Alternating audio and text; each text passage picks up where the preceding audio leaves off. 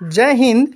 ये Jharkhand GK GS का question जो काफ़ी इंपॉर्टेंट क्वेश्चन जो एग्जाम में पूछा जाता है, जेएसएससी हो, सीजीएल या जेपीएससी हो, उत्पाद पुलिस हो, जो एग्जाम की दृष्टि से काफ़ी महत्वपूर्ण है, यह पूछा गया क्वेश्चन। आज हम देखेंगे झारखंड जियोग्राफी दामोदर घाटी परियोजना। दामोदर घाटी परियोजना में देखेंगे हम इसका संपूर्ण जानकारी, संपूर्ण डिटेल से बताया गया है इसे।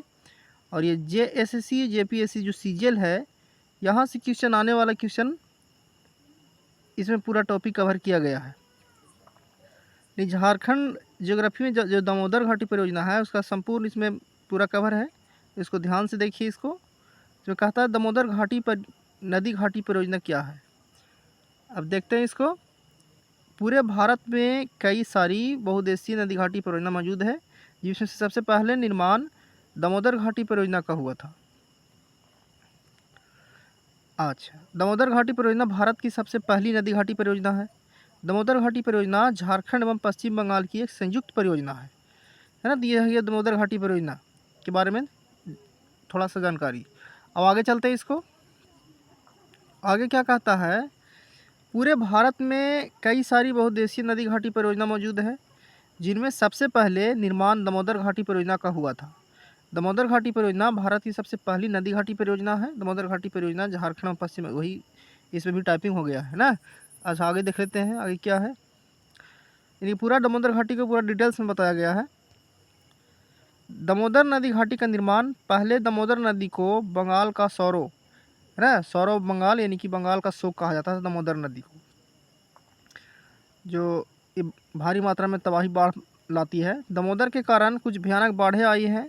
बंगाल के वर्धमान शहर का अधिकांश हिस्सा नदी में बह गया था। बंगाल के जो वर्धमान हिस्सा है शहर का, तब वर्धमान के महाराजा कृति चंद ने 1789 में ब्रिटिश ईस्ट इंडिया कंपनी के साथ एक अनुबंध पर हस्ताक्षर किए, जिसके अनुसार बाढ़ को नियंत्रित करने के लिए नदी के निर्माण और रख रखाव के लिए महाराजा को एक अतिरिक्त राशि का भुगतान करना था।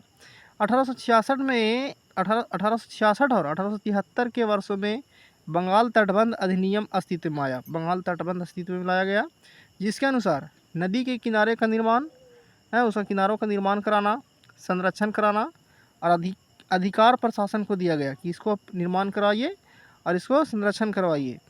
ये 1789 में इसकी ईस्ट इंडिया कंपनी के अनुबंध पर एक हस्ताक्षर के अनुसार हुआ। अब आगे चलते हैं, देखिए आगे क्या कहता है। इसका निर्माण की तो जानकारी मिल गया।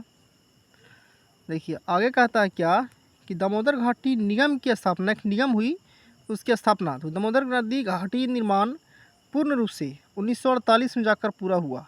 जो 1948 में इसको पूरा हो गया और 7 जुलाई 1948 को यह नदी घाटी परियोजना स्वतंत्र भारत की पहली नदी घाटी परियोजना के रूप में अस्तित्व में आया। याद रखें, नदी ये कब बना था? 7 जुलाई। ये इम्पोर्टेंट क्वेश्चन हो सकता है। जेएसएससी सीजीएल जेपीएससी जो पेपर 2 पेपर 3 में जो पूछे जाएंगे, यहाँ से क्वेश्चन आने की संभावना है। 1948, 7 जुलाई 1948 ध्यान में रखें, स्क्रीनशॉट ले सकते हैं आप। दामोदर घाटी परियोजना किस नदी पर है? तो सभी को पता है कि दामोदर घाटी परियोजना दामोदर नदी पे है।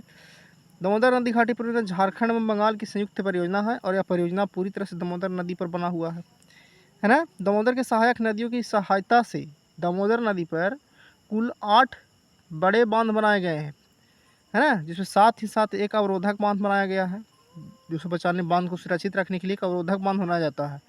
6 जल विद्युत गृह बनाया गया है। जल विद्युत गृह मतलब जल से उत्पन्न होने वाले बिजली। तथा 3 तापीय गृह का भी निर्माण किया गया है दामोदर घाटी परियोजना से। देखिए बहुत इसमें बांध बनाने के बाद में कुछ फायदे भी हुए हैं। अब आगे चलते हैं। दामोदर घाटी परियोजना के बांध अब क्या है ये देखिए। इसमें इसके बांध है तिलैया बांध, मैथन व बाल पहाड़ी।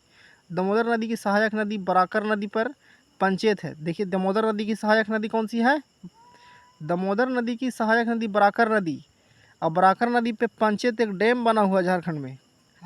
अय्यर व बेरमो दामोदर नदी पर है।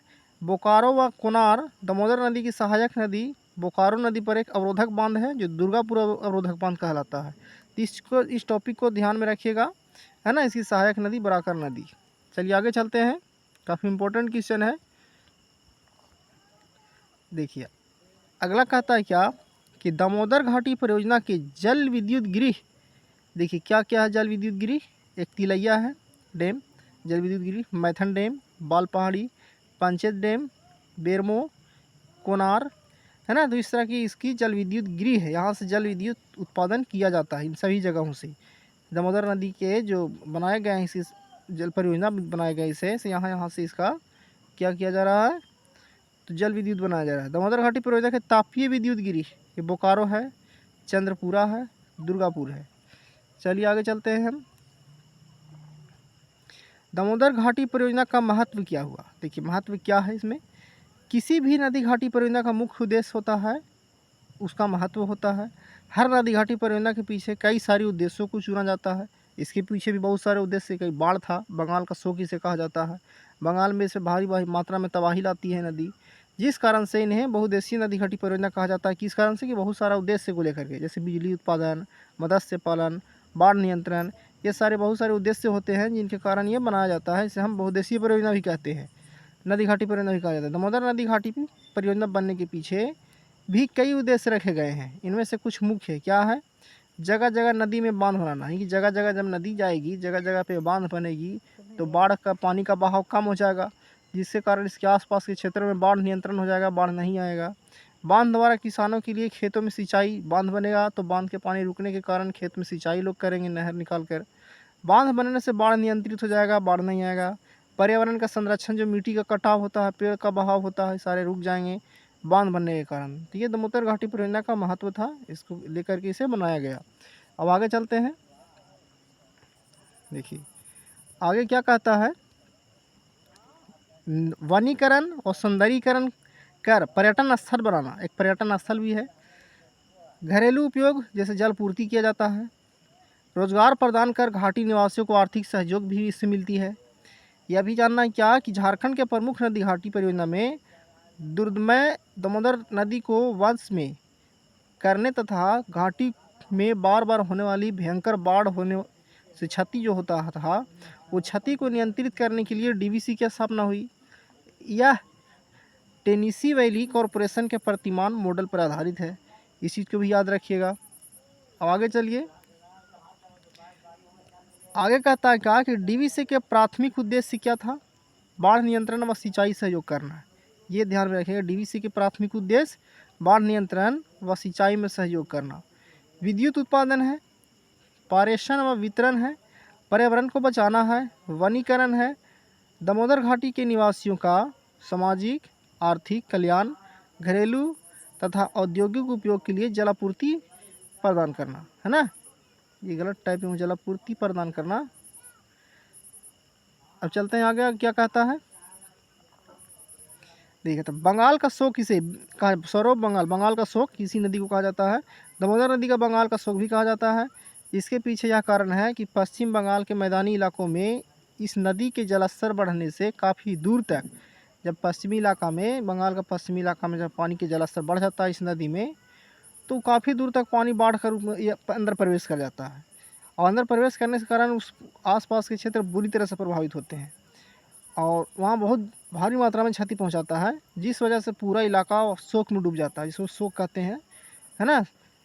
और इस कारण से दामोदर नदी को बंगाल का शोक यानी सौरभ बंगाल कहा जाता है।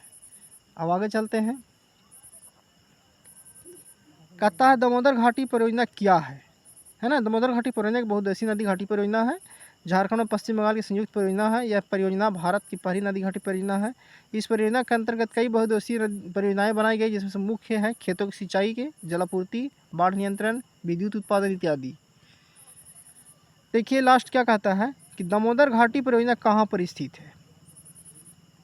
अब देखिएगा इसको, दामोदर नदी घाटी परियोजना दामोदर नदी पर बनाई गई है। झारखंड के साथ साथ पश्चिम बंगाल की संयुक्त परियोजना होने के कारण दोनों राज्यों में स्थित दामोदर घाटी परियोजना कब बना, देखिए ये बनकर के पूर्ण रूप से 7 जुलाई 1948 को बनकर पूरा हुआ।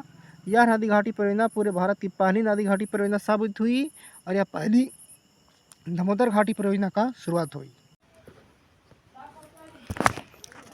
चलिए अब आगे हम जानते हैं झारखंड के जल विद्युत परियोजना में बिजली संयंत्र, जो बिजली उत्पादन होता है, झारखंड ऊर्जा संयंत्र के बारे में जानेंगे। झारखंड का ऊर्जा प्राप्त कहाँ कहाँ से होता है। ये भी क्वेश्चन जेएसएससी और सीजीएल का जो है जेपीएससी, यहाँ से भी कुछ क्वेश्चन पूछे जाते हैं जो काफ़ी इंपॉर्टेंट टॉपिक को कवर किया गया है।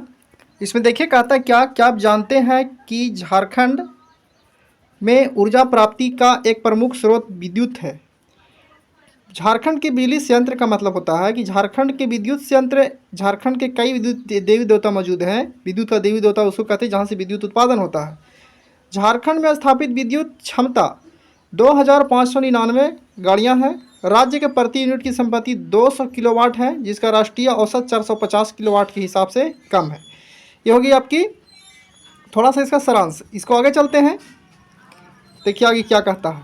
झारखंड की विद्युत रचनाकार, झारखंड की विद्युत रचनाकार में झारखंड राज्य को विद्युत कीमत दो तरह की कंपनी से प्राप्त होता है। झारखंड में बिजली किस तरह की कंपनी से प्राप्त होता है, तो दो प्रकार की कंपनियों से यहाँ दो तरह से प्राप्त होता है। एक ताप विद्युत परियोजना जिसको थर्मल पावर प्रोजेक्ट कहते हैं। दूसरा में जल विद्युत परियोजना है जिसे हाइडल पावर प्रोजेक्ट कहते हैं। तो दो प्रकार से झारखंड में बिजली प्राप्त होता है ना। अब आगे चलते हैं, देखिए आगे क्या कहता है। ए में कहता है कि ताप विद्युत यंत्र। तो अवैध विद्युत उत्पादन में ताप कॉकटेल का अधिक महत्व है, कोयला, क्योंकि यह कोयले पर आधारित होता है।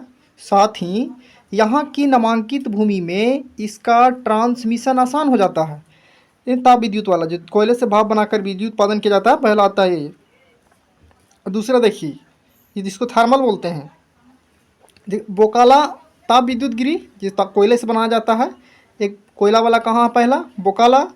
चंद्रपुरा में कोयला से बनता है विद्युत। परततु ताप विद्युत गिरी, यहाँ भी कोयला से बनता है। तेनूघाट ताप विद्युत गिरी, बोकारो विद्युत ताप गिरी, ये सारे जगह पे क्या होता है, थर्मल पावर प्रोजेक्ट है ना। ये वाला जो हम लोग देखे थे पीछे, ये थर्मल पावर प्रोजेक्ट है, ताप विद्युत परियोजना। ये हो गया थर्मल पावर प्रोजेक्ट जो कोयला से बनाया जाता है। तीन सारे में देखिए ये सारे कहाँ से बनाते हैं, कोयला से बनाते हैं ये। अब आगे चलते हैं, बोकारो विद्युत तापगिरी के बारे में जान लेते हैं। दामोदर घाटी परियोजना के अंतर्गत सोसाइटी पर आधारित प्रथम विद्युत संयंत्र बोलेरो ताप विद्युत गृह की स्थापना की गई। यह कोनार नदी पर स्थित है। यह दामोदर की एक सहायक नदी है, कोनार नदी, याद रखिएगा। दामोदर की सहायक एक और कोनार नदी। फरवरी 1953 में बोकोका ताप विद्युत गृह में बिजली का उत्पादन शुरू हुआ। इसकी उत्पादन क्षमता 830 था। अब आगे देखिए क्या है, कहता चंद्रपुरा ताप विद्युत गृह, ये किस कैसे है, जरा इनको बारे में समझ लेते हैं हम। Important question. दामोदर घाटी परियोजना द्वारा इस विद्युत गृह की स्थापना अक्टूबर 1965 में की गई। यह बोकारो जिले में स्थित है। इसकी उत्पादन क्षमता जो है 789 इकाइयाँ हैं इसकी विद्युत की। यहाँ रेस्तरा जिले में स्थित है। इसकी कुल उत्पादन क्षमता 840 पावर जो है। विद्युत गृह में रांची स्थित हटिया HEC को विद्युत आपूर्ति को की जाती है यहाँ से, है ना, चंद्रपुरा ताप विद्युत गृह से। तेनूघाट विद्युत गृह वाला देखिए, यह प्रोजेक्ट 1990 के दशक में स्थापित किया गया था। यह बोकारो जिलों के तेनूघाट के निकट ललपनिया नामक स्थान पर स्थित है। ये यहाँ मौजूद है 210 मोशन की 2 यूनिटें। इसकी कुल उत्पादन क्षमता 420 मेगावाट है। यह तेनूघाट बांध के निकट स्थित है जो इस ताप विद्युत गृह को जल की आपूर्ति करता है ना। तो ये प्रत्येक जो विद्युत गृह दिखाया गया है, विद्युत गृह है, ताप घर है, इसके बारे में जानकारी प्रत्येक की दी गई है। अब आगे चलिए, बी में देखिए क्या है, जल विद्युत वास्तुशिल्प। बहुउद्देशीय रिवर वैली इलेक्ट्रॉनिक्स का एक मुख्य उद्देश्य जल विद्युत का उत्पादन करना भी होता है ना, जिसके अंतर्गत जल विद्युत उत्पादकों के लिए जल विद्युत उत्पादकों का उपकरण लगाए जाते हैं।